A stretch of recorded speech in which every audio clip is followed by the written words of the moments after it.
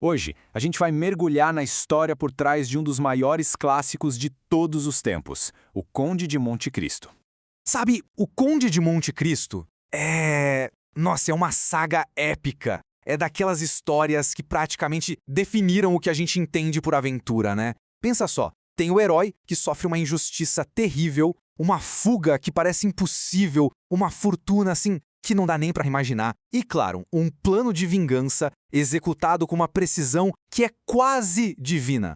Pois é, a gente vai mergulhar fundo nisso, porque a história da criação desse romance, olha, tem de tudo: ilhas misteriosas, colaboradores secretos e um verdadeiro império literário.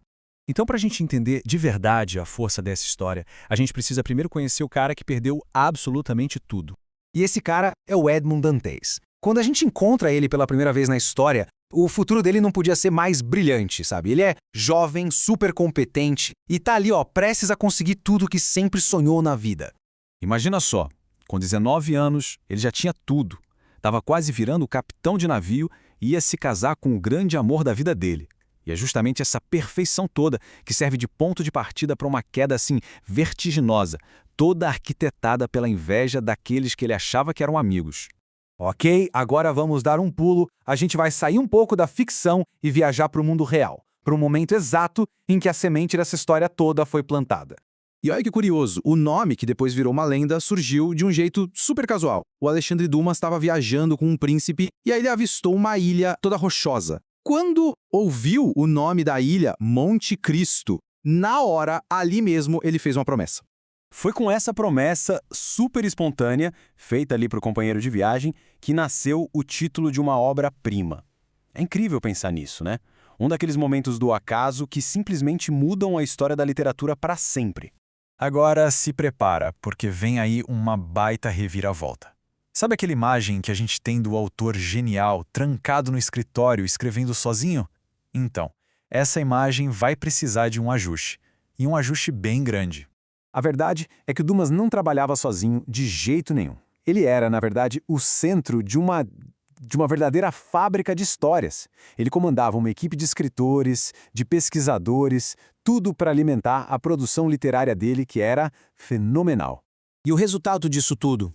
646, é isso mesmo, 646 títulos atribuídos a ele. Uma escala de produção que, vamos combinar, seria impossível para uma pessoa só. Isso deixa bem claro que a colaboração não era só uma ajudinha, era uma necessidade absoluta. E o principal nome por trás dessa cooperativa Dumas era um cara chamado Algas Maquet. O esquema deles era simplesmente genial. O Maquet montava o esqueleto, sabe, a estrutura histórica, o enredo inicial, e aí vinha o Dumas e injetava a alma, a vida, os diálogos, todo aquele drama que tornou a obra imortal.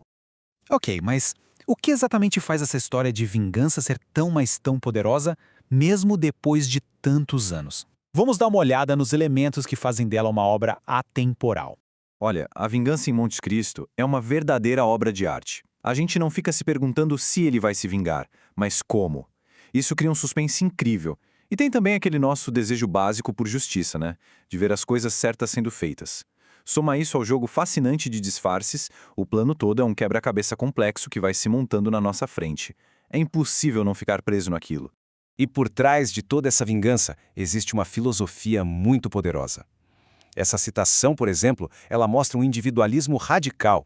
O conde se coloca totalmente acima da sociedade que o traiu. Ele basicamente reivindica o direito de criar as próprias regras dele. E essa transformação, essa é a alma da história. O Dantes não quer só vingança, ele se torna praticamente uma força da natureza. É como se fosse um super-herói do século XIX, sabe? Com recursos que não acabam mais, uma inteligência fora do comum, e ele vai moldando o mundo à sua vontade. Bom, e para fechar, qual é o veredito? Onde é que essa obra-prima se encaixa no grande mundo da literatura? Essa é a grande questão, o debate que sempre existiu em torno de O Conde de Monte Cristo. Porque, por um lado, é uma aventura super emocionante, fácil de ler, que prende a atenção. Mas, por outro, é um retrato muito profundo da sociedade francesa da época, da natureza humana. Então, em que prateleira a gente coloca? Olha, talvez a melhor resposta esteja nessa citação do tradutor Rodrigo Lacerda. A grande ficção nada tem a ver com o bom gosto. Pensando bem, talvez a grandeza de uma história não esteja em seguir regras, em se encaixar no que é considerado de bom gosto. Talvez a grandeza esteja na capacidade de prender a gente, de emocionar e de ficar na nossa memória para sempre.